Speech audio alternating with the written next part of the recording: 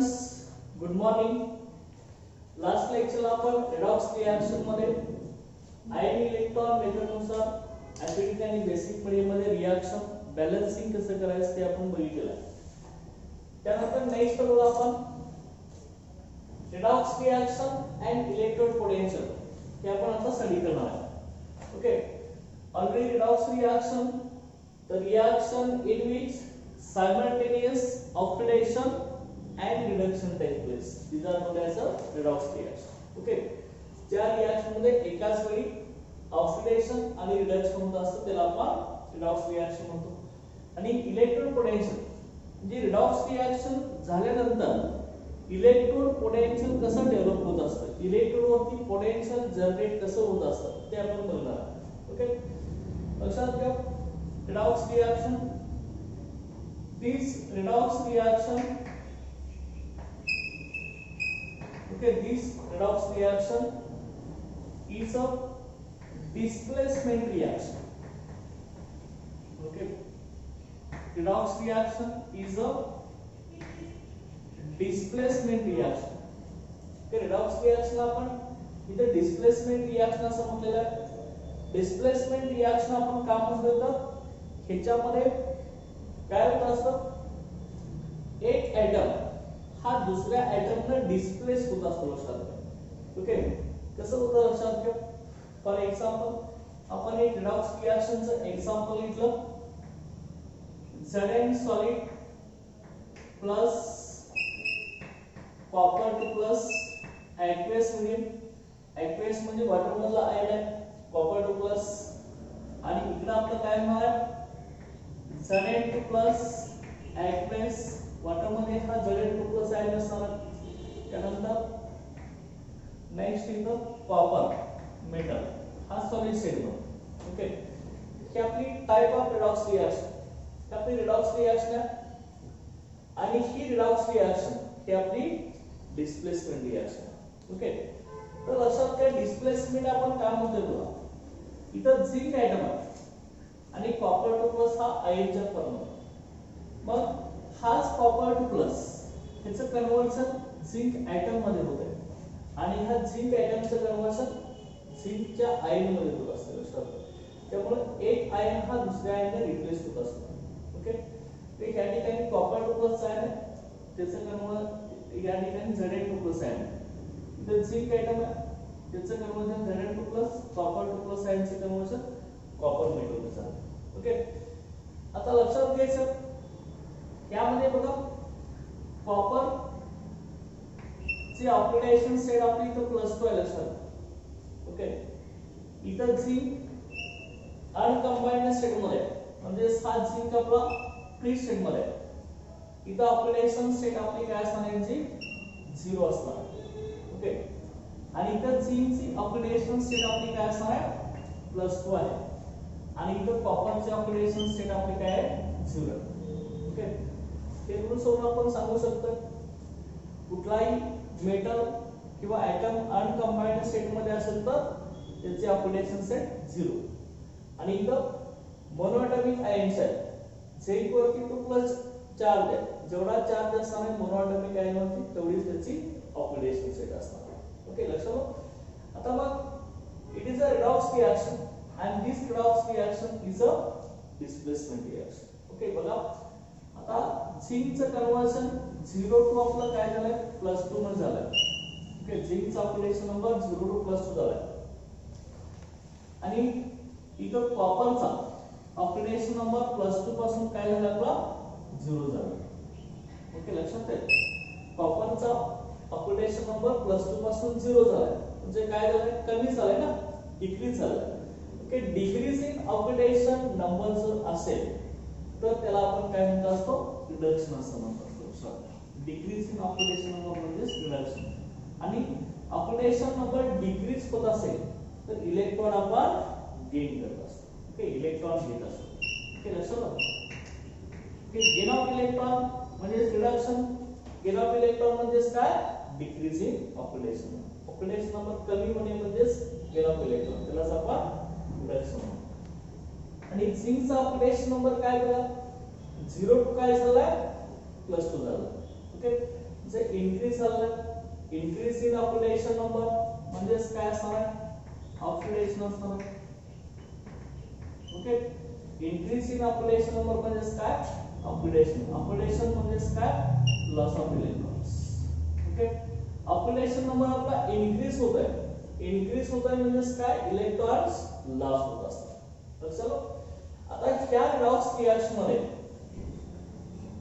एका स्पेसिसचं म्हणजे एका सबस्टन्सचा ऑक्सिडेशन नंबर आपला इन्क्रीज होतोय आणि एकाचा ऑक्सिडेशन नंबर डिक्रीज होतोय okay increase in oxidation number आणि डिक्रीज इन ऑक्सिडेशन नंबर आहे त्यामुळे इथे सायमल्टेनियस ऑक्सिडेशन रिडक्शन झालं आहे त्यामुळे ही आपली रिडॉक्स रिएक्शन आहे आणि ही रिडॉक्स रिएक्शन आपली डिस्प्लेसमेंट रिएक्शन आहे ओके लक्षात आता मग ह्या रिडॉक्स रिएक्शन मध्ये इलेक्ट्रोड पोटेन्शियल कसं डेव्हलप होत असतं ओके ते आपण आता बघणार आहे आता हा सेम रिएक्शन आपण घेणार आहे त्या रिएक्शन मध्ये लक्षात काय असणार आहे बघा इथं आपण डॅनियल सेलचं एक्झाम्पल घेणार आहे सेपरेट हा सेल आपण स्टडी करणार आहे बघा रिडॉक्स रिएक्शन इथं आपण डॅनियल सेल हे वेल नोन एक्झाम्पल इथे घेतोय रिडॉक्स रिएक्शन आणि इलेक्ट्रोड पोटेन्शियल साठी ओके आता Daniell cell it is a type of electrochemical cell okay electrochemical सेलचा टाइप आहे त्यामध्ये दोन रिएक्शन सेम हेच इलेक्ट्रोड्स आहेत झिंक आणि कॉपर मेटल ही इलेक्ट्रोड म्हणून ऍक्ट होतात बघा कशी आपली रिएक्शन होणार आहे बघा त्याच्यामध्ये हा डॅनियल सेल आपण इथे रिप्रेझेंट करतो काय शब्द ओके एक हाफ सेल आपण घेणार आहे दोन हाफ सेलचं कॉम्बिनेशन आहे डॅनियल सेल एक हाफ सेल आहे तो ऑक्सिडेशन हाफ सेल आहे आणि दुसरा आहे रिडक्शन हाफ सेल आहे दोघांचं कॉम्बिनेशन आहे बघा कसं होणार आहे आता हे याच्यामध्ये लक्षात ठेवा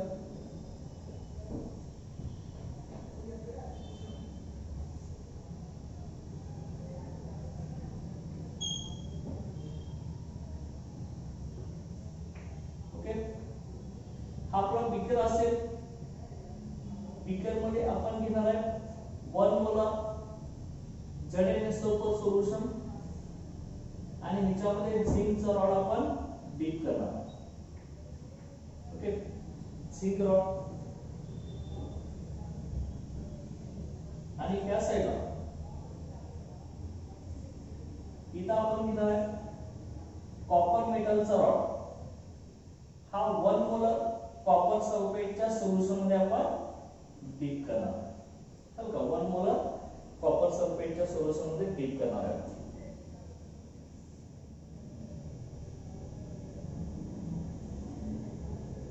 काय अशा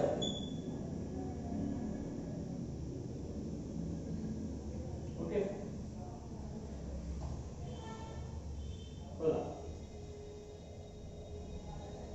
इथं आपला दुसरा असणार आहे तो सॉल्ट ब्रिज असणार आहे तो सॉल्ट ब्रिज दोन हाफ सेलचं कॉम्बिनेशन करणार आहे हे डायग्रामॅटिक आपण रिप्रेझेंट करतोय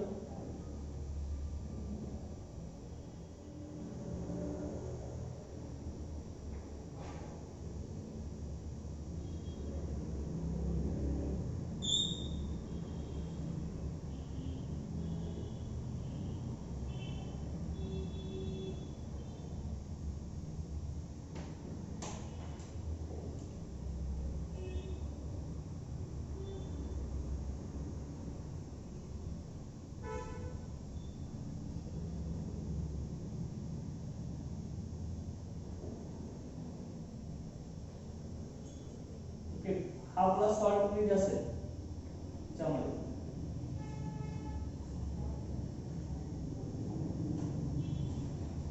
ओके हा झिंकचा रॉड आहे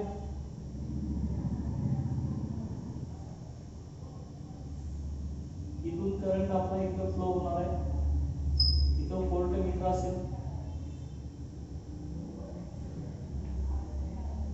इलेक्ट्रॉनचा फ्लो इकडे असेल लक्षात ठेवा की हा आपला झिंक रॉड आहे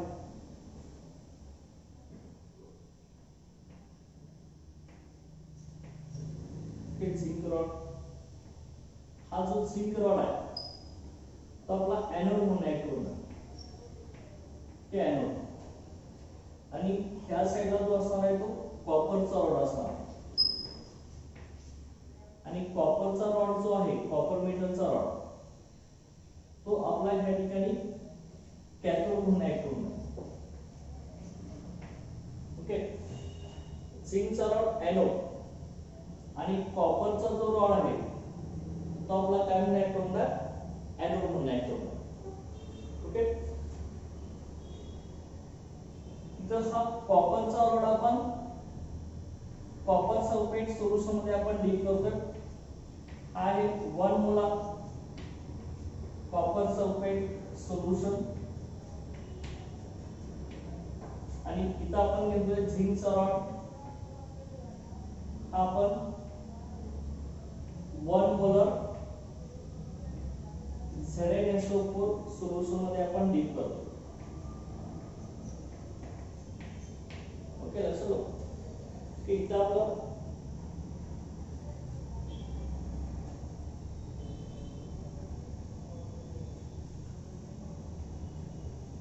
झिंक सल्फेट सोल्युशन आहे,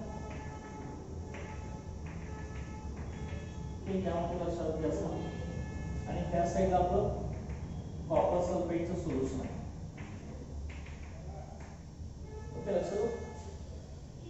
आणि हा जो आहे हा आपला सॉल्ट ब्रिज आहे.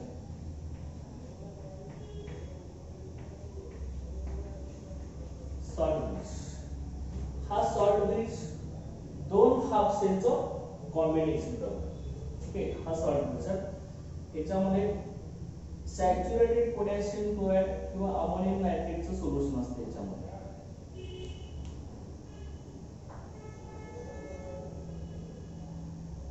त्यामध्ये आपले K+ आणि Cl- आयन्स आपले प्रेझेंट असतात. ओके, लक्षात इथं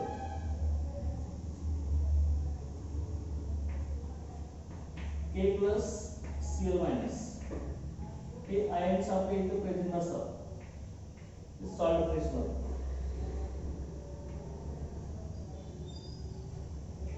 आता हे आपलं रिप्रेझेंटेशन आहे डॅनियल सेल साठी. इथं झिंक रॉड एनोड आहे, कॉपरचा रॉड कॅथोड आहे. एनोडला आपलं ऑक्सिडेशन होत असतं आणि कॅथोडला रिडक्शन होत असतं, हे लक्षात ठेवायचं. एनोडला ऑक्सिडेशन म्हणजे लॉस ऑफ इलेक्ट्रॉन्स आणि कॅथोडला रिडक्शन होत असतं. रिडक्शन म्हणजे काय, गेन ऑफ इलेक्ट्रॉन्स. अशा रीतीने हा डॅनियल सेलचा सेटअप केलाय आपण. यामध्ये जी इलेक्ट्रोड रिएक्शन होणार आहे डॅनियल सेल मध्ये ते आपली इथे आहे. Zinc plus copper 2 plus gives Zn2 plus copper. Okay, लक्षात घ्या. मग आता ही redox रिएक्शन ही आपली कशी होत असते लक्षात घ्या. ओके, लक्षात घ्यायचं. Okay, at electrode reaction at anode, एनोडला आपली रिएक्शन कशी होणार आहे बघा. यामध्ये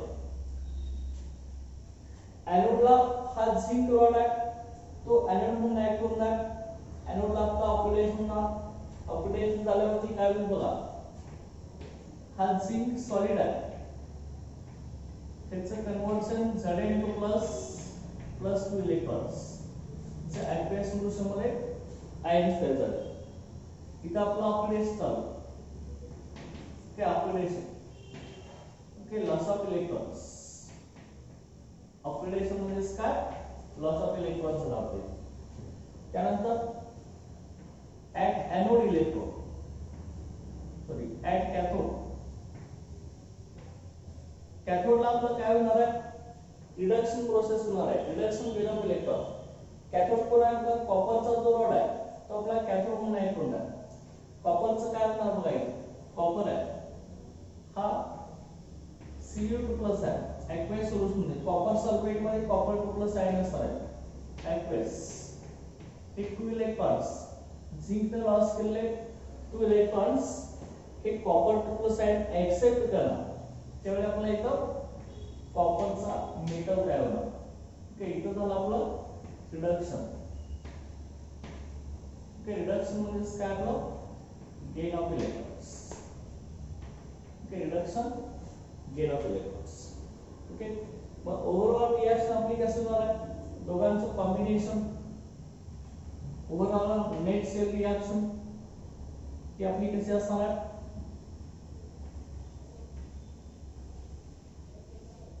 ओके, नेट सेल रिएक्शन बघा,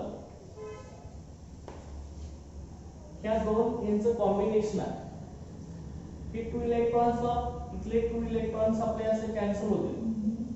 इथं काय राहिलं बघा, Zn solid plus copper 2 plus aqueous, त्या साइडला काय येणार आहे, Zn2 plus aqueous plus copper. Okay, solid state मध्ये. ओके, अशा पद्धतीने नेट सेल रिएक्शन इथे ह्या डॅनियल सेल मध्ये आपली होणार लक्षात आहे ह्याच्यामध्ये. आता ऍक्च्युअली इथं वर्किंग कसं होत असतं लक्षात घ्या, की आपली रिएक्शन होणार आहे.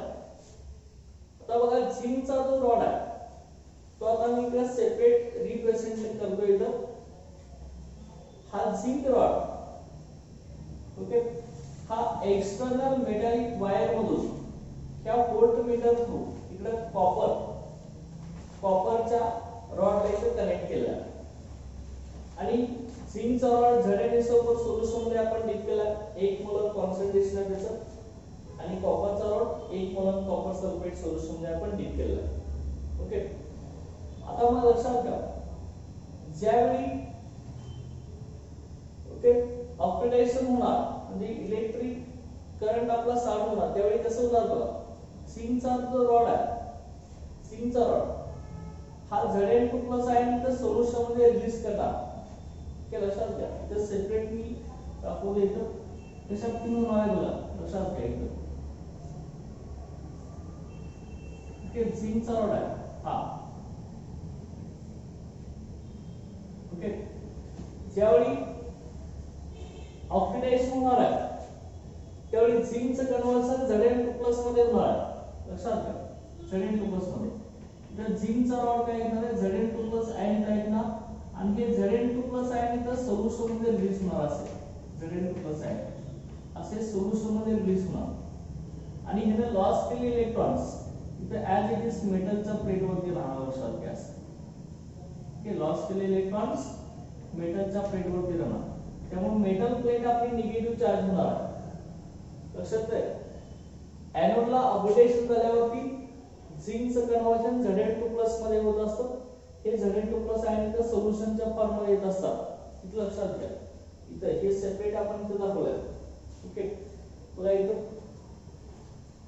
कसं होणार आहे. ओके, हा रॉड आहे, ज्यावेळी झिंकचं ऑक्सिडेशन होणार त्यावेळी Zn2+ आयन पुढे जाणार, सोल्युशन मध्ये जाणार लक्षात. आणि मेटलच्या प्लेट वरती काय येणार आहे, negative charge. He electrons as it is मेटलच्या प्लेट वरती राहणार, त्यामुळे झिंक मेटलची प्लेट ही निगेटिव्ह चार्ज होणार आहे. ओके, आणि हे रिलीज केलेले 2 इलेक्ट्रॉन्स मेटलच्या प्लेट वरती राहणार आणि एक्सटर्नल मेटॅलिक वायर थ्रू, ही एक्सटर्नल मेटॅलिक वायर आहे, या वायर थ्रू काय करणार आहे लक्षात घ्या. ओके, इथं ही कॉपरचा रॉड आहे, कॉपरचा रॉड आहे लक्षात घ्या इथं. आणि इथं सोल्युशन मध्ये कॉपरचा रॉड आपण कशामध्ये डीप केलाय, कॉपर सल्फेटच्या सोल्युशन मध्ये डीप केलाय. त्यामुळे कॉपर सल्फेट सोल्युशन मध्ये कुठले आयन असणार आहेत, Cu2+ आयन असणार. ते Cu2+ आयन ही इलेक्ट्रॉन्स इकडे असेल तर होणार आहे, ते Cu2+ आयन काय करणार. ओके, क्या इलेक्ट्रॉन्स झिंकने लॉस केले 2 इलेक्ट्रॉन्स आहेत, हे ऍक्सेप्ट करण्यासाठी सोल्युशन मधले कॉपर 2+ आयन काय होणार, या रॉड वरती असे डिपॉझिट होणार लक्षात. इथे कॉपर 2+ आयन इथे रॉड वरती डिपॉझिट व्हायला चालू होतं. लक्षात म्हणजे लक्षात घ्या, थोडक्यात काय होणार आहे, ऑक्सिडेशन झाल्यावरती ओके Zn2+ आयन सोल्युशन मध्ये जाणार, त्यामुळे सोल्युशन वरती चार्ज कुठे येणार आहे, पॉझिटिव्ह चार्ज येणार लक्षात. आणि इलेक्ट्रॉन्स ऍज इट इज मेटलच्या प्लेट वरती राहणार, त्यामुळे मेटल प्लेट निगेटिव्ह चार्ज होणार. ओके, आणि इथं काय होणार आहे, ते या ठिकाणी सोल्युशन मध्ये कॉपर 2 प्लस आयन ही मेटलच्या प्लेटवरती डिपॉझिट होणार आणि सोल्युशन मध्ये SO4 मायनस आयनचं कॉन्सन्ट्रेशन वाढणार, त्यामुळे ओके सोल्युशन निगेटिव्ह चार्ज होणार असतं। ते की आपण कशा पद्धतीने करतो लक्षात कन्सिडर करा। इथं आपलं ZnSO4 सोल्युशन आहे आणि इथं आपलं काय कॉपर सल्फेटचं सोल्युशन आहे।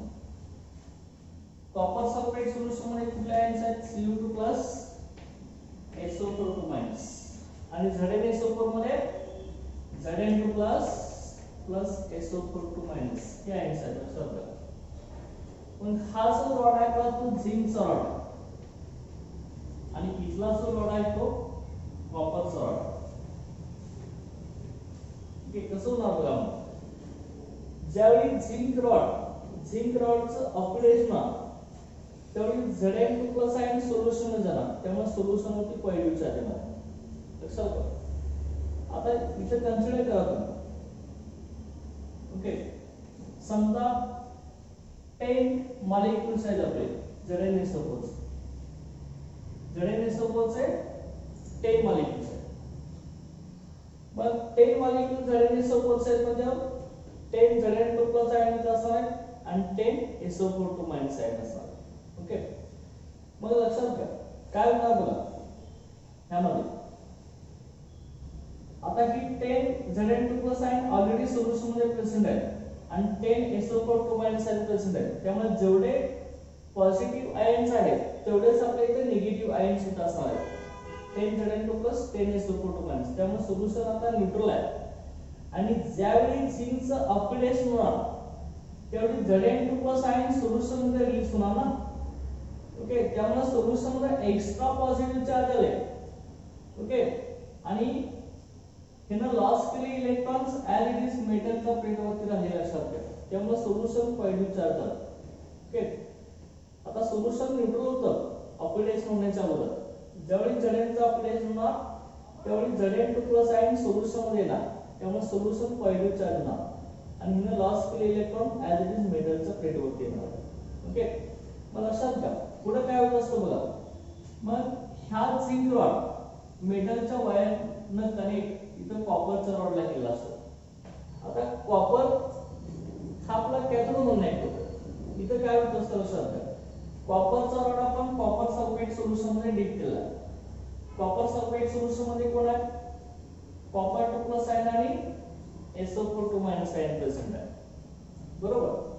मग आता काय होतं लक्षात घ्या झिंकनं लॉस केलेले इलेक्ट्रॉन्स काय होतात त्या मेटॅलिक वायर थ्रू कॉपर रॉडकडे ट्रान्सफर केले जातात, पण ही इलेक्ट्रॉन्स इकडे आले Zn लॉस केलेले electron metallic wire through copper रॉडकडे आले, तर सोल्युशन मधले कॉपर 2 आयन्स आहेत हे झिंकनं लॉस केलेले इलेक्ट्रॉन्स घेण्यासाठी मेटलच्या रॉडवरती हे कॉपर 2 आयन येतात लक्षात घ्या, मेटलच्या रॉडवरती येतात ओके।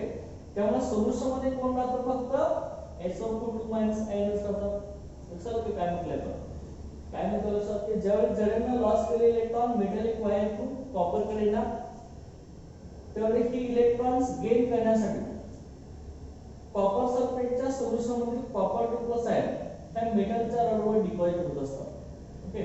आणि सोल्युशन मध्ये मग फक्त कोण राहतं SO4 आयन्स आहे, SO4 आयन मुळे सोल्युशन हे निगेटिव्ह चार्ज होत असते लक्षात आणि त्या कॉपरच्या रॉडवरती पॉझिटिव्ह चार्ज येत असतो कॉपर 2 आयन डिपॉझिट झाल्यामुळे लक्षात ओके ओके। अशा की इथं लक्षात घ्या इलेक्ट्रॉन पोटेन्शियल डेव्हलप होत असतं okay, positive negative electron potential इथं डेव्हलप होणार आहे। आणि मग आता इथं आपण सॉल्ट ब्रिजचं फंक्शन काय लक्षात सॉल्ट ब्रिजचं फंक्शन काय हा जो सॉल्ट ब्रिज आहे हा सॉल्ट ब्रिज आपण काय करतोय सॉल्ट ब्रिजचं फंक्शन बघा लक्षात घ्या सॉल्ट ब्रिज आपण इथं टाकलेलं आहे दोन सोल्युशनचं कॉम्बिनेशन करण्यासाठी इथं आपण सॉल्ट ब्रिज ऍड केलेलं असतं हे सॉल्ट ब्रिज आपली इथं आपला असा सॉल्ट ब्रिज आहे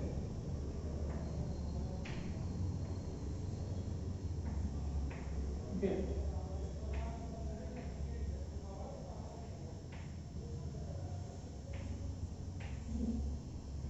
सॉल्ट ब्रिज आहे की आपली यू सेपरेट ट्यूब आहे, लक्षात घ्या ही ट्यूब आपली असते यू सेपरेट ट्यूब आहे आपली असते यू सेपरेट ग्लास ट्यूब आहे ही यू सेपरेट ग्लास ट्यूब आहे तीच आपण इन्व्हर्टेड केली आहे अशी उलटी केलेली लक्षात घ्या ही ट्यूब आपण अशा बदलली ओके यासाठी उलटी केली आहे आपण इन्व्हर्ट केली आहे आणि ह्या दोन हाफ सेलचं कॉम्बिनेशन केलं कॉपर सल्फेट आणि झिंक सल्फेट सोल्युशनला कनेक्ट केलं आणि मग ह्या सॉल्ट ब्रिज मध्ये इथे आपण रिप्रेझेंट केलंय सॉल्ट ब्रिज मध्ये कोण असतं आपलं एक तर सॅच्युरेटेड KCl और अमोनियम नाइट्रेट केलेलं असतं सॅच्युरेटेड पोटॅशियम क्लोराइड किंवा अमोनियम नाइट्रेटचं सोल्युशन असतं in agar gel okay agar gel असते त्या अगार जेल मध्ये एक तर पोटॅशियम क्लोराइड किंवा अमोनियम नाइट्रेटचं सोल्युशन ऍड केलं जातं आणि ह्या ग्लास ट्यूब मध्ये भरलं जातं आणि हे कॉटन प्लग न ओके ती ग्लास ट्यूबची दोन एंड आहे ते सील केले जातात आणि ज्यावेळी सोल्युशन फुल होणार त्यावेळी ही कॉटन प्लग फिट इथं बसत असतात आणि परत मग ती इन्व्हर्ट केली जाते उलटी केली जाते आणि हे दोन सोल्युशनच्या कॉम्बिनेशन मध्ये इथं ऍड केली जाते ओके आणि मग ह्याच्यामध्ये KCl जर असेल KCl कुठल्या फॉर्म मध्ये असणार आहे K+Cl- आहे ह्या फॉर्म मध्ये KCl असणार आहे आता ह्याचं फंक्शन काय असतं सॉल्ट ब्रिजचं तर दोन सोल्युशनचा कॉन्टॅक्ट घडवून आणणे समजा दोन सोल्युशन इलेक्ट्रिकली कनेक्ट करणे आणि इलेक्ट्रिकली कनेक्ट करत असताना दोन सोल्युशन मधील इलेक्ट्रिकल न्यूट्रॅलिटी मेंटेन करण्यासाठी हा सॉल्ट ब्रिज यूज केला जातो ओके दोन सोल्युशन मधील इलेक्ट्रिकल न्यूट्रॅलिटी मेंटेन करण्यासाठी हा यूज केला जातो ज्यावेळी झिंक रॉडचं ऑक्सिडेशन होणार आहे ओके समजा एका झिंक ॲटमचं ऑक्सिडेशन झालं की Zn2+ आयन सोल्युशन येतात एक Zn2+ आयन एका झिंक ॲटमचं ऑक्सिडेशन झालं की एक Zn2+ आयन सोल्युशन येणार आहे म्हणजे दोन पैलूच्या सोल्युशन मध्ये येणार त्यावेळी दोन Cl- आयन सॉल्ट ब्रिज मधले कुठे येतात त्या झिंक रॉड कडे येत असतात लक्षात घ्या त्या Zn2+ सोल्युशन साइडला येत असतात असं ओके आणि त्यामुळे इलेक्ट्रिकल न्यूट्रॅलिटी मेंटेन होत असतं काय होतं लक्षात घ्या झिंक ॲटमचं ऑक्सिडेशन झालं की Zn2+ आयन सोल्युशन रिलीज होतात एका Zn2+ आयनला दोन Cl- आयन त्या झिंक रॉड कडे सोल्युशन मध्ये शिफ्ट होत असतात हे 2+ आणि दोन Cl- मध्ये दोन निगेटिव्ह चार्ज इथे इलेक्ट्रिकल न्यूट्रॅलिटी होत असते आणि ज्यावेळी कॉपर 2+ आयन काय होत असतो सोल्युशन मेटलच्या रॉड वरती डिपॉझिट होत असतो त्यावेळी सोल्युशन मध्ये समजा कॉपर सल्फेटच्या सोल्युशन मध्ये एक कॉपर 2+ आयन इथं मेटलच्या रॉड वरती डिपॉझिट झाला तर सोल्युशन मध्ये दोन एक्स्ट्रा निगेटिव्ह चार्ज आले ना म्हणजे दोन एक्स्ट्रा निगेटिव्ह चार्ज जे आहेत दोन एक्स्ट्रा निगेटिव्ह चार्ज हे बॅलन्स करण्यासाठी दोन K+ आयन हे आपले कुठे जातात कॉपर रॉडच्या साइडला शिफ्ट होतात सॉल्ट ब्रिज मध्ये त्यामुळे इलेक्ट्रिकल न्यूट्रॅलिटी मेंटेन केली जाते लक्षात अशा प्रकारे सॉल्ट ब्रिजचं फंक्शन आहे इलेक्ट्रिकल न्यूट्रॅलिटी मेंटेन करणे आणि याच्यामध्ये कोण असणार आहे सॅच्युरेटेड KCl किंवा ammonium nitrate in agar gel हा इथे मिक्स असणार याचं फंक्शन इलेक्ट्रिकल न्यूट्रॅलिटी मेंटेन करणे ओके आता मग लक्षात घ्या ह्या इलेक्ट्रिकल रिएक्शन झाल्यानंतर आपले इलेक्ट्रोड पोटेन्शियल इथे डेव्हलप होत असते लक्षात घ्या ते आपण आता सेपरेट दाखवते की टेंडन्सी आता तुम्हाला समजलं ओके त्यानंतर नेक्स्ट बघा इलेक्ट्रोड पोटेन्शियल कसं जनरेट होत आहे ते आपल्याला बघायचं ओके इलेक्ट्रोड पोटेन्शियलचं generation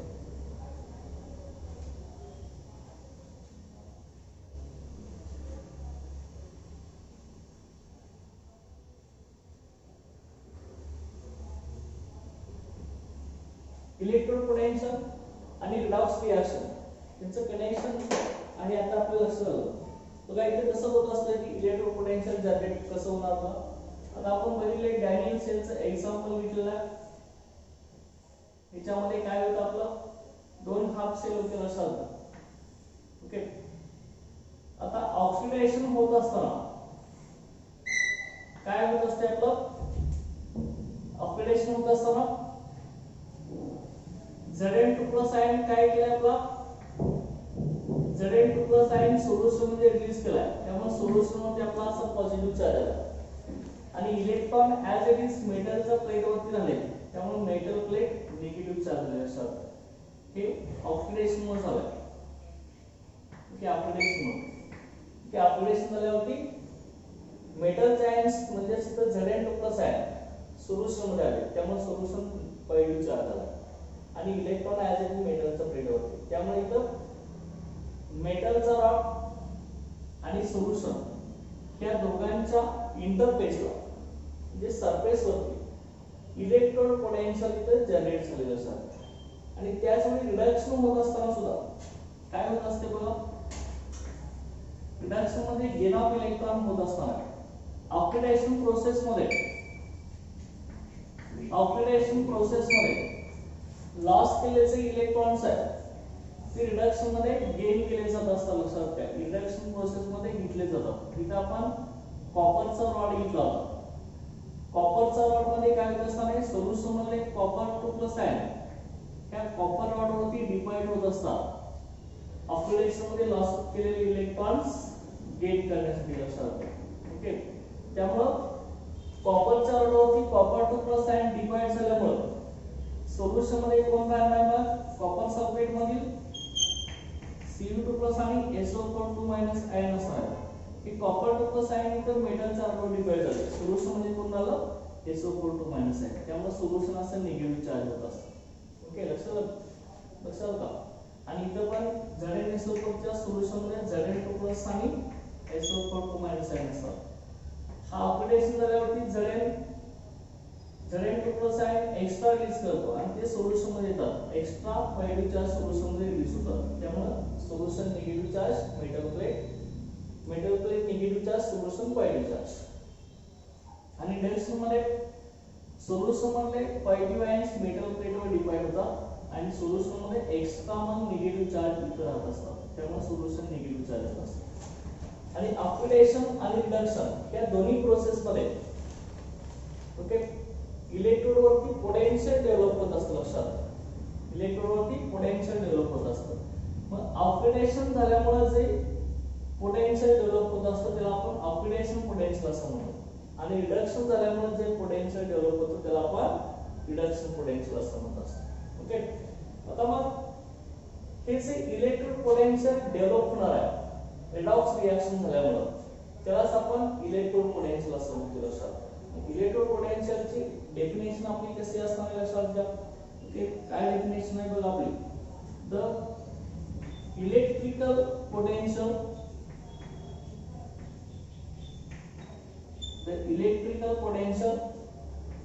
is developed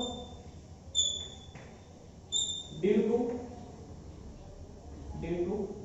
the electrical potential is developed due to electrode reaction okay the electrical potential is developed due to electrode reaction on electrode okay is called electrode potential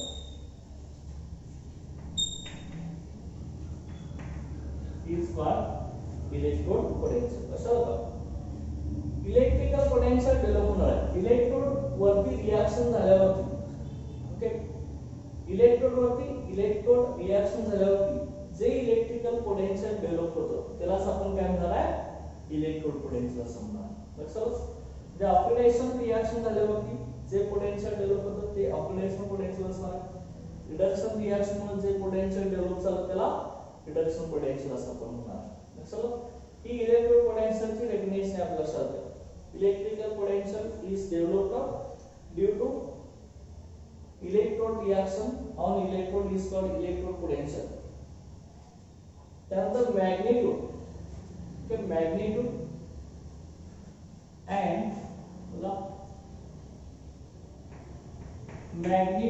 and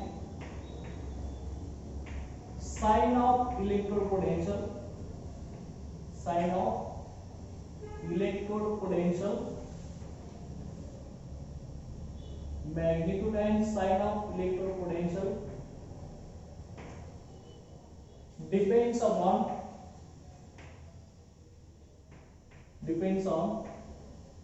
बघा electrode पोटेन्शियलचं magnitude आणि sign हे कशावर depend आहे बघा. पहिला condition याच्यामध्ये nature of metal and ions.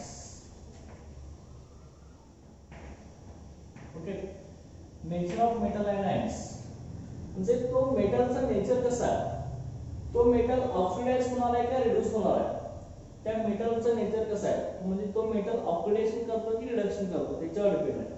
आणि ions म्हणजे ते आयन सुद्धा ऑक्सिडाइज होतात की रिड्यूस होत असतात त्याच्यावर डिपेंड आहे. जर समजा एखादा मेटल किंवा आयन्स ऑक्सिडाइज होत असेल तर त्याला आपण ऑक्सिडेशन पोटेन्शियल असं म्हणतो, आणि एखादा मेटल जर रिड्यूस होत असेल तर त्याला आपण काय म्हणत असतो, रिडक्शन पोटेन्शियल असं म्हणत असतो. Okay, nature of metal and ions. Second याच्यामध्ये आहे ते आपलं बघा concentration of ions. Okay, concentration of ions. आणि त्यानंतर नेक्स्ट आहे ते temperature.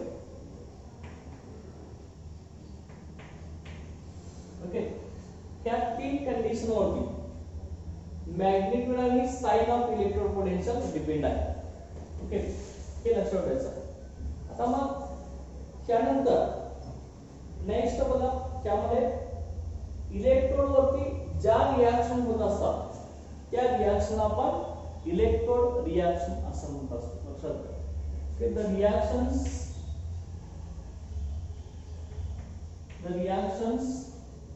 occurs on electrode. Okay, the reaction occurs on electrode is called electrode reactions. तर आपण काय म्हणले, ज्या रिएक्शन इलेक्ट्रोड वरती होत असतात त्याला आपण इलेक्ट्रोड रिएक्शन असं म्हणतो. and the two chemical species. Now, two chemical species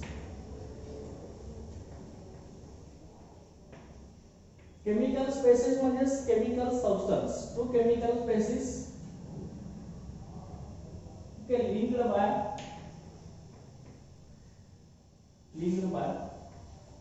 transfer of electrons.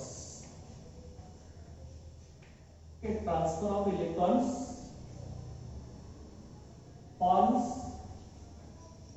redox couple. Okay, form redox couple. काय म्हणतो बघा, इलेक्ट्रोड वरती ज्या रिएक्शन होतात त्याला आपण इलेक्ट्रोड रिएक्शन म्हणतो. आणि दोन केमिकल स्पेसिस म्हणजे दोन केमिकल सबस्टन्स जर इलेक्ट्रॉन ट्रान्सफरनं एकमेकाला लिंक होत असतील तर त्याला आपण रिडॉक्स कपल असं म्हणतो. आता आपण जे बघितलेलं आहे चला की Zn/Cu2+ हे आपले रिडॉक्स कपल आहे. लक्षात झिंक मेटलचं ऑक्सिडेशन होतं, कॉपर 2+चं रिडक्शन होतं. चला हे रिडॉक्स कपल आहे. ओके, आता ह्याच्यानंतर नेक्स्ट आपण इथं बघणार स्टँडर्ड इलेक्ट्रोड पोटेन्शियल. तर इलेक्ट्रोड पोटेन्शियल आपण कशाला म्हटले बघितलंय. ओके, इलेक्ट्रोड वरती इलेक्ट्रोड रिएक्शन झाल्यावरती जे इलेक्ट्रिकल पोटेन्शियल डेव्हलप होतं त्याला आपण काय म्हणणार आहे, इलेक्ट्रोड पोटेन्शियल म्हणणार. Okay,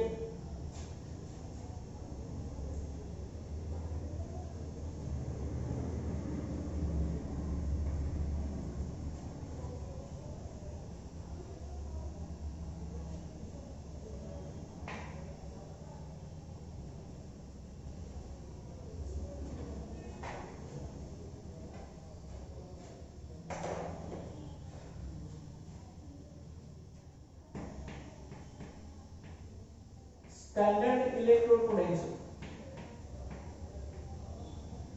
Standard electrode potential. तर इलेक्ट्रोड पोटेन्शियल आपण बघितलेलं आहे. स्टँडर्ड इलेक्ट्रोड पोटेन्शियल म्हणजे काय लक्षात, this standard electrode potential is represented by E0 value. Okay, standard electrode potential आपण कसं रिप्रेझेंट करणार आहे E नॉट. ओके, आता मग कसं होईल बघा. स्टँडर्ड इलेक्ट्रोड पोटेन्शियलची डेफिनेशन आपली कसं होईल बघा. when concentration of each ions, when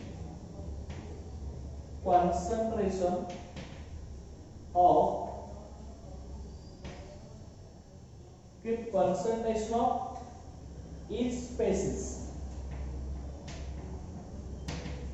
species म्हणजे substance असतात का. concentration of each species taking part, okay, concentration of each species taking part in electrode reaction, taking part in electrode reaction is unity,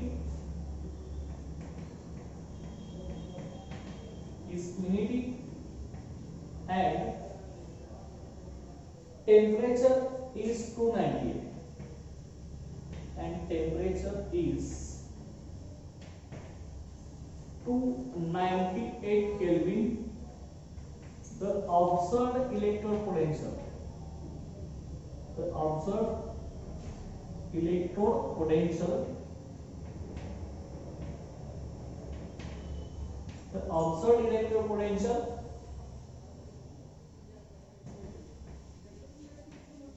is called,